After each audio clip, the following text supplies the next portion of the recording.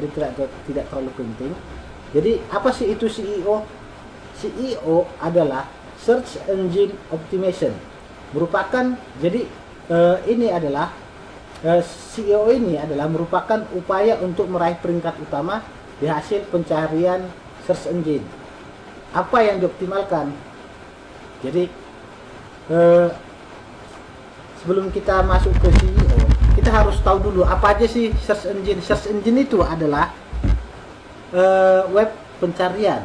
Jadi kalau kita berbicara web pencarian, ada beberapa web pencarian.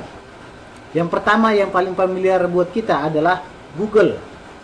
Saat kita memasukkan baju lengan panjang akan muncul seperti ini. Ini di Google. Maka saat kita masukkan di Google, maka yang pertama muncul adalah gambar, dan yang berikutnya adalah Shopee, harga baju lengan pria terbaik. Itu yang muncul pertama. Sedangkan kalau kita masuk ke Yahoo, Yahoo juga merupakan search engine. Maka akan muncul baju pria, baju lengan panjang pria. Maka akan muncul yang pertama adalah websitenya dari kensak.com. Baju pria, welcome to Kensak. Itu yang pertama. Shopee-nya nomor berapa? Kita lihat. 1, 2, 3, 4, 5, 6, 7, 8, 9. Di peringkat 9 malah kalau kita mencari lewat Yahoo untuk Shopee. Oke.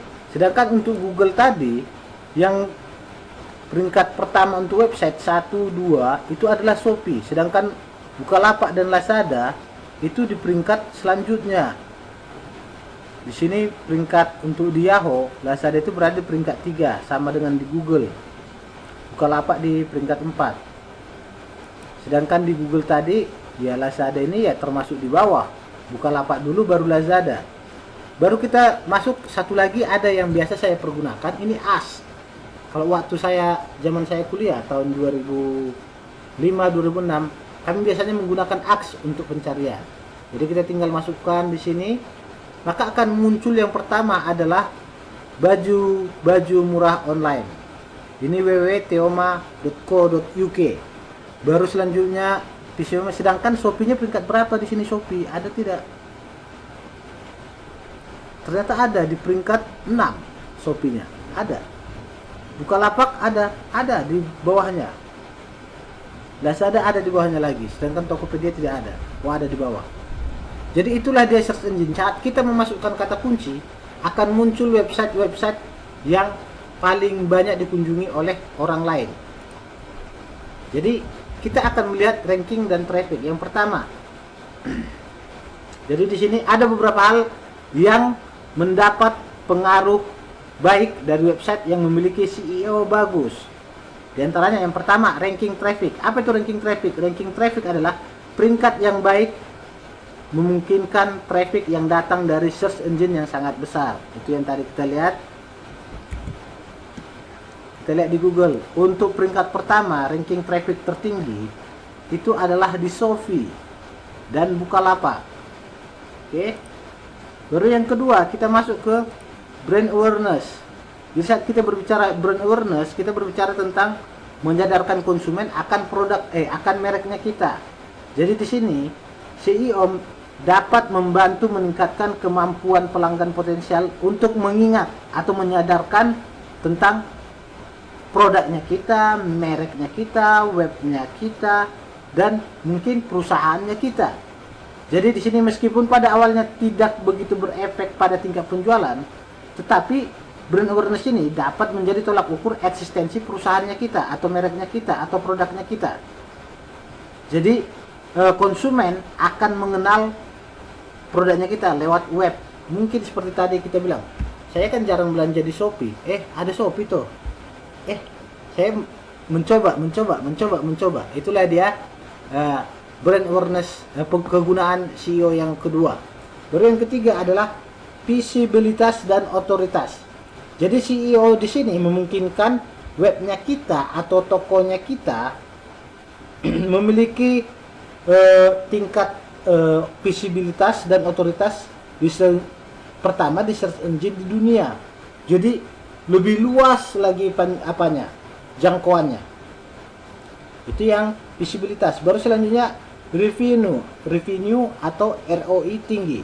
Jadi di sini kampanye SEO yang dilakukan, kampanye SEO yang kita lakukan akan baik dan efisien dan akan memberikan ROI yang tinggi. Jadi SEO ini tidak melakukan praktek black hat karena dapat merugikan website. Jadi ada beberapa hal yang mungkin ditampilkan oleh SEO ini. Jadi merupakan sebuah iklan atau advertisingnya kita secara gratis atau secara bersamaan, dari kita menunjukkan merek kita dan itu langsung tersosialisasi kepada konsumen. Itu sangat menguntungkan bagi perusahaan. Baru selanjutnya strategi membuat SEO. Jadi dalam membuat SEO kita harus memilih kata kunci yang tepat dan kata-kata yang populer. Jadi langkah yang sangat penting dalam SEO itu adalah temukan kata kunci yang populer dulu. Baru selanjutnya masukkan kata-kata yang berhubungan dengan bisnis kita. Lalu cari tahu popularitasnya, bagaimana pesaingnya kita, kata kunci pesaingnya kita, baru kata kunci yang populer bagi pesaingnya kita. Itu dia untuk untuk strategi membuat SEO. Jadi di sini ada beberapa alat SEO di internet yang dapat membantu kita, seperti Google, Word Tracker, Yahoo, dan satu lagi saya lupa mengatakan Ask. Jadi ada 4 sebenarnya. Baru selanjutnya ada berikut ini, ada hal-hal yang perlu diperhatikan dalam memilih kata kunci yang tepat. Yang pertama, mengoptimalkan faktor-faktor tentang tentang faktor-faktor pendukung lainnya. Jadi di sini adalah setelah kita tadi menganalisis di awal kita menganalisa dan memilih kata kunci, baru selanjutnya yang kita lakukan adalah mengoptimalkan faktor-faktor pendukung lainnya seperti title text-nya kita, description text-nya kita, meta keyword, dan lain-lain. Baru selanjutnya daftarkan kembali website ke semua mesin pencari. Jadi websitenya kita tadi apa? Contoh seperti Shopee tadi. Mereka akan daftarkan semua websitenya mereka ke semua search engine, ke Google, ke Yahoo, Word Tracker, Ask, itu mereka masukkan. Baru kita lakukan link exchange. Link exchange ini apa? Jadi program ini bertujuan untuk saling bertukar link dengan website lain yang berhubungan dengan bisnis kita. Jadi contoh seperti saya menjual produk di Instagram, tapi akan saya buatkan linknya di bawah. Silahkan kunjungi linknya si Shopee karena saya menjual produknya di situ, lebih gampang dan lebih mudah melihatnya, deskripsinya lebih jelas. Jadi kita link, jadi kalau link itu seperti yang saya berikan kepada kalian tentang pembelajaran video pembelajaran tes sebelumnya, saya akan hanya memberikan link YouTube. Jadi seperti itulah di sini link exchange. Baru selanjutnya pengawasan dan optimalisasi ulang. Jadi kita harus sering-sering memonitor, memeriksa posisi websitenya kita di peringkat berapa. Apakah masih di halaman pertama saat kita membuka Google, atau apakah kita harus di page 2? Bagaimana caranya membuat dari page 2 ke page 1? Itulah gunanya monitoring di sini. Baru selanjutnya adalah yang terakhir, perhatikan isi web. Kenapa kita perlu memperhatikan? Jadi karena banyak artikel-artikel baru yang mungkin bisa kita tambahkan di websitenya kita untuk tambahan menguatkan tentang produknya kita. Contoh kita menjual produk madu.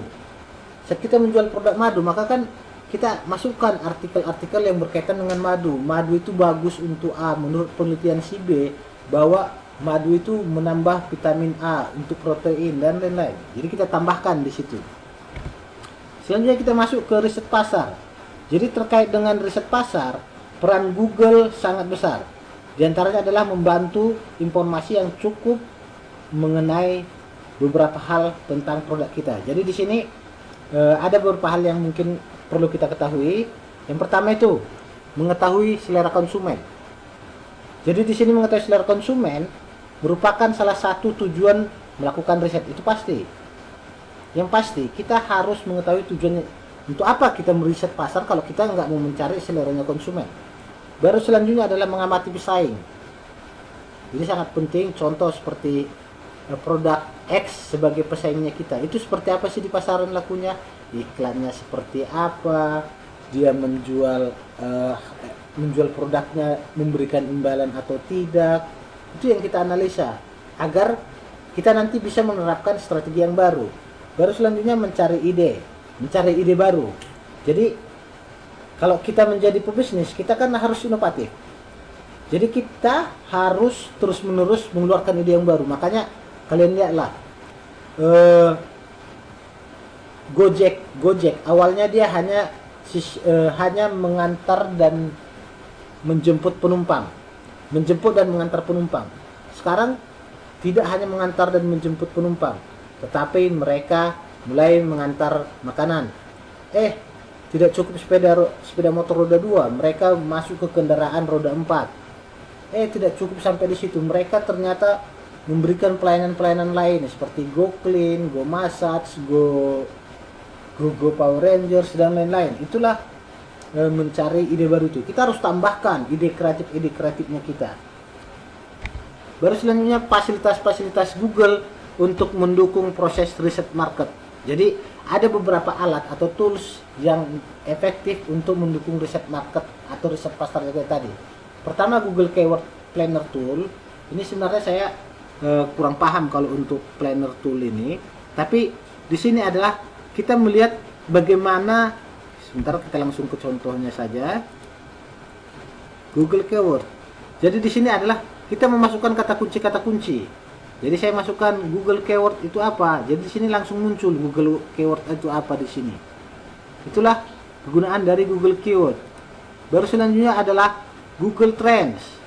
Saat kita berbicara Google Trends, kita mau mencari tahu apa sih yang paling populer saat ini. Jadi di sini ada Google Trends. Kita masukkan aja apanya Google Trends. Temukan apa yang dicari dunia. Jadi kalau yang pertama yang banyak dicari orang, jadi di sini di Amerika Serikat 7 hari terakhir itu yang banyak dicari itu adalah Taylor Swift dan Kim Kardashian. Sedangkan untuk seluruh dunia dalam 7 hari terakhir itu yang banyak dicari adalah Piala Dunia.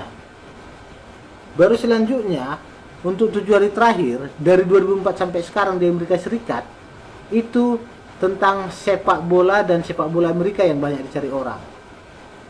Jadi ini ada apanya, ringkasannya. Baru di sini insight atau artikel terbaru.